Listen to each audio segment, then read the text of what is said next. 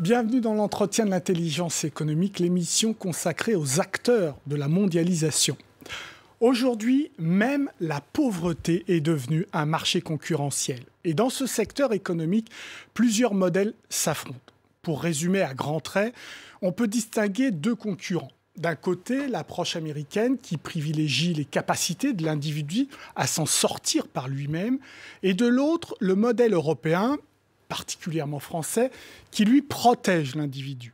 C'est sur cette compétition des modèles que mon invité, Nicolas Duvou, sociologue, travaille depuis quelques années. Après plusieurs ouvrages consacrés à la France, il a publié un livre sur les États-Unis intitulé « Les oubliés du rêve américain, philanthropie, État et pauvreté urbaine aux États-Unis ». C'est chez Presse universitaire de France en août 2015. Bonjour Nicolas Duvou. Bonjour. Votre livre, c'est d'abord une enquête terrain.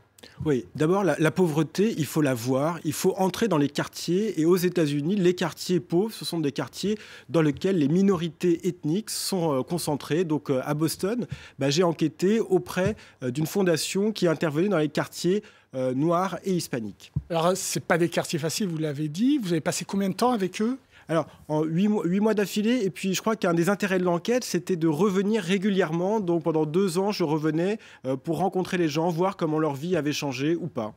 Alors vous connaissez maintenant les deux modèles, le modèle européen, français, le modèle américain. Est-ce qu'il y a une véritable opposition ou différence entre ces deux modèles ? Il y a évidemment des oppositions. D'abord dans la place que tiennent les acteurs privés dans le modèle social aux États-Unis. Il faut comprendre qu'au moment de la présidence Clinton, notamment dans les années 90, il y a eu un grand basculement avec une espèce de démantèlement de l'État social dans lequel les acteurs privés se sont engouffrés.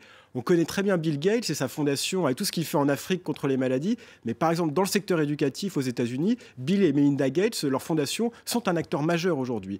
Donc on a un secteur aux États-Unis qui fait beaucoup plus confiance au privé. Et en France, on a une beaucoup plus grande méfiance ou en tout cas un État qui reste le garant de l'intérêt général, même si les choses évoluent assez rapidement de ce point de vue. Ce que vous nous dites, c'est concrètement aux États-Unis, la pauvreté où le secteur social, c'est devenu un business. Oui, il est régulé par des acteurs privés, c'est-à-dire qu'il y a une concurrence à tous les étages. On fonctionne par appel d'offres, c'est-à-dire les autorités municipales font des appels d'offres et puis les associations vont dire moi j'ai un modèle, je sais comment résoudre le problème de la pauvreté, je l'ai mesuré, je l'ai testé. Et donc chacun des acteurs va essayer d'obtenir des crédits auprès des autorités. Et puis après, on va voir ça se rebasculer sur les populations. Il faut que les gens s'activent pour pouvoir rentrer dans les prestations qui sont offertes par ces associations. Il ne faut pas croire pour autant que les États-Unis n'ont jamais mis en place, au contraire, de politique publique.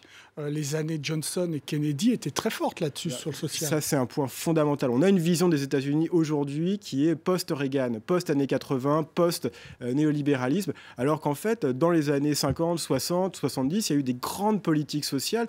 Depuis la fin du 19e siècle, il y a un État fédéral qui a construit des politiques sociales aux États-Unis. Donc, il ne faut pas du tout considérer que l'État des États-Unis d'aujourd'hui, c'est la réalité ou l'essence de cette société. Alors, vous utilisez le terme philanthropie, ce qui est un terme utilisé d'ailleurs aux États-Unis. Quand on vous lit, on a plutôt l'impression qu'aujourd'hui, je dis bien aujourd'hui, on pourrait tout simplement les appeler des entreprises sociales. Oui, c'est d'ailleurs comme ça qu'ils s'appellent. On parle beaucoup de l'entrepreneuriat social. D'ailleurs, c'est rangé dans la grande catégorie de la philanthropie, mais l'idée, c'est de promouvoir des modèles d'action dans lesquels ils ont un mot d'ordre qui est assez simple. Plutôt que de donner du poisson aux gens, on va les aider à pêcher. On va les aider à s'en sortir par eux-mêmes. Alors, ils disent que c'est un proverbe biblique, même si c'est pas du tout une sentence biblique, c'est plutôt un proverbe chinois. Mais enfin, aux États-Unis, c'est important de dire. Non, mais il y a le aide-toi, le ciel t'aidera. Voilà, il y a le aide-toi, le ciel t'aidera. Mais aux États-Unis, c'est important de dire que ça vient de la Bible pour rendre légitime un propos. Donc tout le monde s'appuie sur cette idée-là, et avec l'idée vraiment qu'on va mesurer la capacité de l'argent, de chaque dollar investi, à sortir les gens de leurs conditions. Et donc, dans ce modèle-là, l'État social a laissé la place à ces entreprises. Est-ce qu'on mesure également le bilan, la réalité? Sont-elles évaluées? Ouais, le bilan, on peut le faire. Il est très, très simple. C'est qu'au moment où l'État social aux États-Unis a confié à des acteurs privés, on a vu un accroissement très fort des inégalités entre les populations qui sont pauvres. Pourquoi? Parce que quand vous avez affaire à des associations pouvez choisir à qui vous allez donner. Et donc, évidemment, on va donner à des gens qui vous ressemblent, etc. Vous discriminez. Vous discriminez. Ce que l'État ne doit pas faire, normalement. L'État, il est censé assurer une homogénéité dans le traitement de la population. Et on a vu donc des différenciations se faire. Et donc, les populations les plus pauvres, notamment les Noirs, ont vu une partie de l'argent qu'elles recevaient de l'État être raréfiée ou aller vers d'autres types d'actions, d'autres populations. Donc, il y a les bons pauvres et les mauvais pauvres. Exactement. Il y a les bons pauvres, les mauvais pauvres. Où est-ce qu'il y a les pauvres productifs et les pauvres non productifs? Parce qu'on a le sentiment aussi que ces aides sont conditionnées au fait que le pauvre travaille. Bien sûr, parce que c'est toute la réforme de Clinton de 96, c'est-à-dire de dire l'aide sociale n'est plus un droit. En fait, si vous voulez de l'aide sociale, il va falloir travailler, il va falloir faire des choses, il va falloir aller en formation. Et donc, du coup, on a complètement enlevé l'idée que l'aide sociale pouvait être un droit pour des gens qui ne travaillaient pas. Et donc, ça a évidemment durci complètement les conditions d'entrée et ça a diminué, mais vraiment radicalement, le nombre de personnes qui peuvent bénéficier de ce droit social aux États-Unis. Et là, de ce point de vue, en France, on n'est pas du tout dans cette dynamique où on a vu, au contraire, même s'il y a des problèmes, même s'il y a des insuffisances, on a vu des protections sociales se construire pendant les 20-30 dernières années. Est-ce que vous faites un lien, comme le fait Loïc Vacan, un sociologue bourdieusien, entre le fait qu'il y ait un démembrement de cet État social aux États-Unis et au contraire la création d'un État pénal, sachant qu'aux États-Unis, on enferme entre 5 et 10 fois plus qu'en Europe? Oui, alors c'est totalement évident. Il y a une corrélation entre les deux phénomènes. Ils vont historiquement de pair, c'est-à-dire. Est-ce qu'ils sont parallèles ou liés? Est-ce qu'ils sont parallèles ou liés? C'est les mêmes populations. C'est-à-dire que les deux phénomènes, le déclin des droits sociaux d'un côté et la montée de l'incarcération, il faut quand même avoir en tête les chiffres. C'est-à-dire pour un homme noir sans diplôme qui est né entre 1975 et 1979, donc les gens qui ont à peu près 40 ans aujourd'hui, la probabilité d'aller en prison est de 70% sur le parcours de vie. C'est-à-dire que c'est des quartiers entiers qui sont touchés par ce phénomène-là.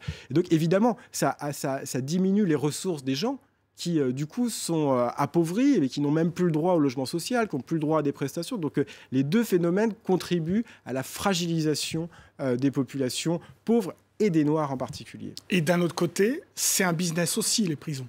Oui, c'est un business aussi, mais de la même manière que le traitement de la pauvreté, c'était votre question, est un business, parce que en même temps qu'on a eu cette paupérisation, on a eu aussi, ça a été montré par les travaux de Thomas Piketty et d'Emmanuel Saez notamment, un accroissement formidable des inégalités avec des riches qui se sont considérablement enrichis et qui ont, je crois qu'il y a une mauvaise lecture de ce qui se passe aux États-Unis. On dit les riches se sont enrichis, ils sont rentrés chez eux, ils sont pris leur yacht et puis ils ont quitté la sphère sociale ou la sphère civique. Et c'est pas du tout vrai. C'est-à-dire qu'une grande partie de l'argent qui a été gagné est réinvesti. Si vous prenez les cas de Gates, de Warren Buffett, de Mark Zuckerberg, c'est des gens qui ont gagné beaucoup d'argent très vite parce que des ruptures technologiques, notamment, qui les ont aidés à faire fortune. Il y a aussi une base fiscale qui a été complètement amoindrie. Et en fait, ils ne se retirent pas dans la sphère privée. Ils réinvestissent et ils s'approprient, ils privatisent des segments de l'action publique à travers la philanthropie. Mais est-ce qu'ils le font dans une vision de business pour gagner de l'argent ou là, au contraire, dans une vision d'humaniste entre... Alors, ça dépend, parce que chaque modèle d'entreprise, par exemple, Mark Zuckerberg, ça n'est pas une fondation qu'il a créée, c'est une société à responsabilité limitée. Donc chacun a ses petites astuces juridiques, mais globalement, l'idée, c'est que c'est des gens qui ont eu des réussites entrepreneuriales gigantesques et qui se disent, après tout, si on a réussi dans le business, on va réussir à résoudre les problèmes sociaux. Donc je crois qu'ils sont fondamentalement convaincus de leurs compétences. Et ils ne croient plus en l'État. Et ils croient moins en l'État. Alors parfois, ils disent l'État est quand même nécessaire sur certaines choses. Mais globalement, il y a l'idée que le secteur privé peut faire mieux et plus vite, avec moins d'argent. Et ça arrive en France alors? Oui, ça je crois que c'est vraiment une tendance qui arrive en France. On le voit, on a quelques signes, c'est évidemment moins massif, mais on a quand même quelques signaux qui nous indiquent qu'on a une délégation qui s'organise vers des acteurs privés. Je prends juste un exemple très concret. On invente aujourd'hui ce qu'on appelle des contrats à impact social, des social impact bonds. C'est l'idée que si on est capable de mesurer l'effet d'un programme, on va déléguer à un acteur privé la mise en œuvre et puis on va lui rembourser le capital. Et puis un taux d'intérêt si jamais on arrive à isoler un résultat. Et là, je crois que c'est le nerf de la guerre de la compétition des modèles en matière de pauvreté aujourd'hui. C'est l'idée qu'on a une tendance à chercher l'évaluation quantifiée des programmes. Si on arrive à mesurer, c'est ce que fait Esther Duflo dans les programmes de développement, souvent en Afrique, en essayant de dire, voilà, qu'est-ce qui marche exactement avec des évaluations, ce qu'on appelle aléatoires, c'est-à-dire vous mettez un groupe témoin, un groupe test qui ressemble, et puis vous voyez l'effet de la mesure. De mon point de vue de sociologue, ça pose de gros problème parce que comment est-ce qu'on isole une variable, un paramètre? Je veux dire, on n'est pas dans des laboratoires, on est dans la vie sociale, il y a du politique, il y a du conflit, il y a beaucoup de choses.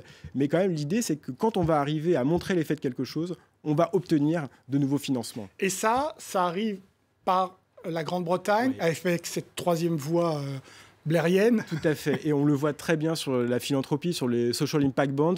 Ça vient de l'Angleterre qui est toujours ce sas un peu d'acclimatation des tendances nord-américaines en Europe. Et sur ce qui s'est passé en matière de politique sociale, d'État social, c'était vraiment le mouvement Clinton-Blair qui a donné un peu le là des réformes, et notamment de ce qui s'est passé en Allemagne les dernières années avec les réformes Schröder sur le marché du travail.